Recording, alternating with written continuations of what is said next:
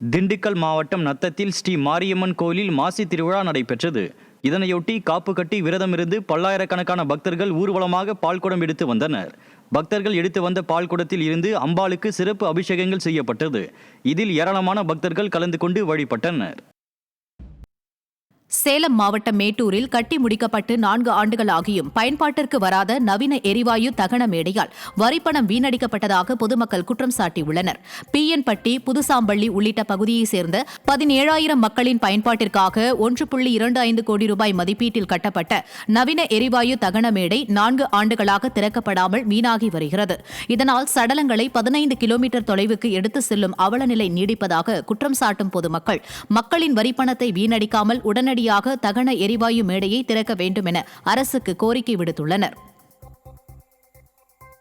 கடலூர் மாவட்டம் காட்டுமன்னார் கோவில் அருகே அரசு டாஸ்மாக் மதுபான கடையில் போலி ரசீது கொடுத்து மது பாட்டில்கள் வாங்கி சென்றவரை பிடித்து ஊழியர்கள் தர்ம அடி கொடுத்தனர்.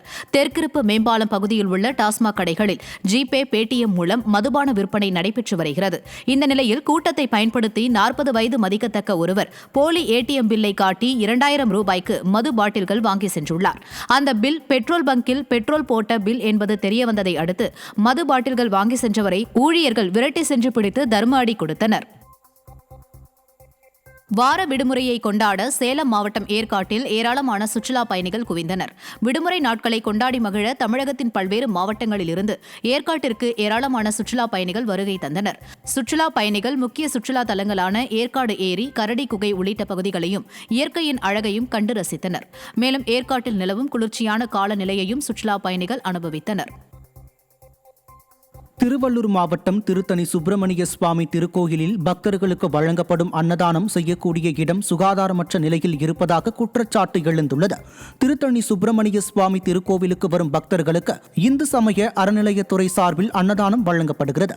இந்நிலையில் உணவுகள் சமைக்கப்படும் இடம் சுகாதாரமற்ற முறையில் உள்ளதாகவும் உணவுகளை மூடி வைக்காமல் இருப்பதாகவும் பக்தர்கள் குற்றம் சாட்டியுள்ளனர். திமுக ஆட்சியில் அறநிலையத்துறை கோயில்களின் ஒண்டியல் பணத்தின் மீது மட்டுமே குறியாக இருப்பதாகவும் பக்தர்களின் நலனில் அக்கறையின்றி செயல்படுவதாகவும் மக்கள் குற்றம் சாட்டியுள்ளனர்.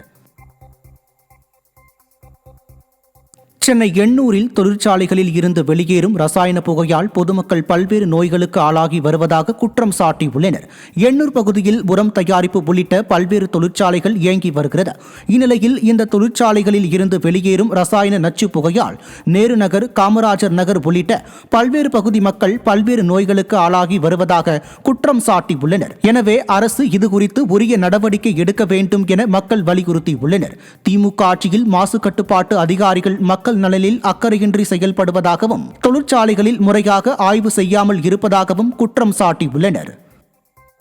கோரமண்டல் நிறுவனத்தால் ஏற்பட்ட புகையினால நிறைய பேருக்கு பாதிப்பு ஏற்பட்டுச்சு. அதனால போராட்டங்கள் தொடர்ந்து நடத்துறோம். எல்லா கிராமங்களும் சேர்ந்து இணைஞ்சு போராட்டங்கள் நடத்திட்டு இருக்கோம். இந்த சூழ்நிலை மறுபடியும் அது ஓபன் பண்ணியிருக்காங்க. ராத்திரி நேரங்களில் அந்த புகை மறுபடியும் வருது. பல பேருக்கு இதனால சுவாச பிரச்சனைகள்ல பாதிக்கப்படுறாங்க. எனவே இதுக்கு சம்பந்தப்பட்ட மாசு கட்டுப்பாட்டு அதிகாரிகள் உடனடியாக தலையிட்டு இந்த விவகாரத்தை சரி பண்ணி தரணும் எங்களுக்குன்னு எங்க கிராமத்தின் சார்பாக கேட்டு